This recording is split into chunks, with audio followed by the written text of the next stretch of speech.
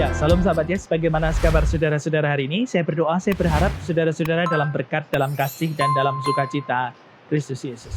Nah, sahabat-sahabat Yesus, pernah suatu kali ada cerita tentang kuil yang mempunyai 1000 lonceng. Lonceng itu dibuat oleh para ahli, para seniman. Ada lonceng yang besar, ada lonceng yang kecil. Banyak ditempatkan di sana. Kurang lebih ada 1000 lonceng. Dan kuil itu terletak 3 km dari ujung bibir pantai. Tetapi apa yang terjadi? Ternyata kuil ini dan pulau itu tenggelam. Entah kemana. Tetapi masyarakat di sekitar itu selalu bisa mendengar. Karena ketika kuil itu masih ada di darat, setiap hembusan angin itu menggerakkan lonceng satu dan lonceng yang lainnya. Sehingga lonceng itu berdentang satu dan yang lainnya indah sekali. Dan meskipun kuil ini bersama dengan pulaunya sudah tenggelam berada di dasar lautan, orang-orang sekitar, masyarakat di sekitar pinggir pantai masih kerap bisa mendengar suara ini berdentang. Hingga suatu kali ada seorang pemuda yang memang bertujuan untuk ingin mendengar suara lonceng ini.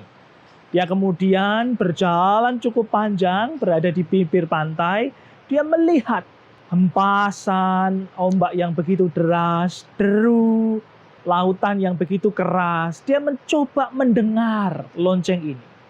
Berhari-hari dia duduk diam di sana, dia memecah keheningan. Dia mencoba memisahkan antara bunyi ombak dan juga bunyi lonceng itu. Dia mendengar dengan seksama, siapa tahu dia betul-betul berhasil mendengar alunan lonceng itu. Tetapi apa yang terjadi? Setelah berhari-hari dia menunggu, berada di sana, di tepian pantai, dia tidak pernah sekalipun mendengar suara lonceng ini.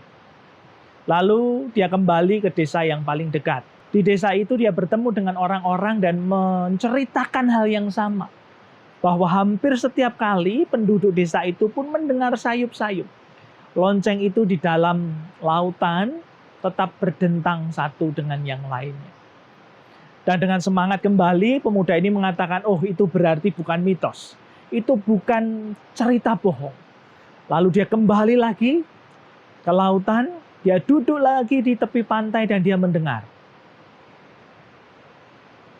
Dia mencoba memisahkan suara gelombang, suara angin, suara air yang menderu. Dia mencoba memisahkan itu semua supaya dia bisa benar-benar mendengar suara lonceng itu. Tetapi hasilnya sama, mengecewakan. Lalu akhirnya apa yang dia lakukan? Akhirnya dia kembali ke desa dan menceritakan pengalaman itu kepada orang-orang di desanya. Dan dia singkat cerita dia memutuskan menyerah. Lalu dia akan pulang ke rumah. Keesokan harinya sebelum dia pulang kembali ke rumahnya, dia menuju ke tempat yang nyaman, tempat yang biasa dia menunggu suara lonceng itu. Dia berdiri di sana dan dia berpamitan kepada semuanya. Dia mengatakan terima kasih ombak, terima kasih pantai, terima kasih angin yang indah, terima kasih air yang bergulung-gulung. Dia melepas semuanya. Dia berpamitan. Nah justru ketika waktu itulah dia mendengar semuanya. Dia membuka diri untuk mendengar semua suara itu. Sayup-sayup dia mendengar suara teng, teng, teng, teng, teng, teng, teng. Ketika dia membuka diri terhadap semua suara itu, justru di sana dia mendengar suara lonceng itu. Nah sahabat-sahabat Yesus, ini menjadi sebuah ilustrasi bagi kita semua yang ditulis oleh Anthony de Mello tentang 1000 lonceng. Ini juga mengajarkan kepada kita sesuai dengan firman Tuhan bagi kita pada saat ini akan saya bacakan bagi kita semua demikian. Mazmur 40 ayat yang ke-17 demikian sabda Tuhan. Biarlah bergembira dan bersukacita karena Engkau, semua orang yang mencari Engkau. Biarlah mereka yang mencintai keselamatan daripadamu tetap berkata, Tuhan itu besar. Demikianlah pembacaan firman Tuhan bagi kita semua. Berbahagialah kita yang mendengar, merenungkan dalam hati, dan melakukan dalam kehidupan sehari-hari. Nah, saudara-saudara yang terkasih di dalam Tuhan, Mazmur 40 mengatakan, bergembiralah orang yang mencari Tuhan, orang yang benar-benar mendengar suara Tuhan. Tetapi orang yang mendengar suara Tuhan ini kadang memecah semuanya. Mereka berusaha kusuk untuk mendengar Tuhan, padahal Tuhan tidak hanya ada pada persoalan keheningan. Tuhan tidak hanya berbicara ketika kita kusuk duduk diam. Tetapi melalui semua suara, justru di tengah-tengah kesibukan kita, justru di tengah-tengah perjalanan kita, justru di tengah-tengah keseharian kita, justru di tengah-tengah ketika kita melakukan pekerjaan-pekerjaan kita.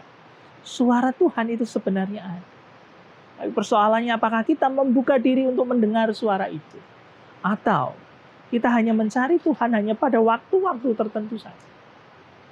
Karena itu di Mazmur 40, sabda Tuhan mengingatkan buat kita, bergembiralah orang yang mencari Tuhan. Dan berkata, Tuhan itu besar. Bagaimana kita bisa mengatakan bahwa Tuhan itu besar? Bagaimana Mazmur menyatakan bahwa Tuhan itu besar? Itu bukan ketika kita duduk diam dan bersekutu dengannya.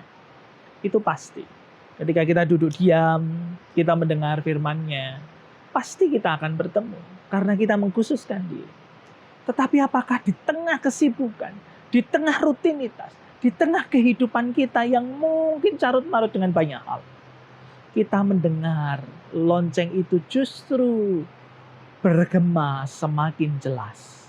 Nah, karena itu sahabat-sahabat Yesus, cerita 1000 lonceng tadi sebenarnya mengajak kepada kita untuk mengingat kembali bahwa Tuhan senantiasa berfirman, bahwa Tuhan senantiasa bersuara. Bahkan ketika kita di tengah hiruk pikuk dunia yang ada.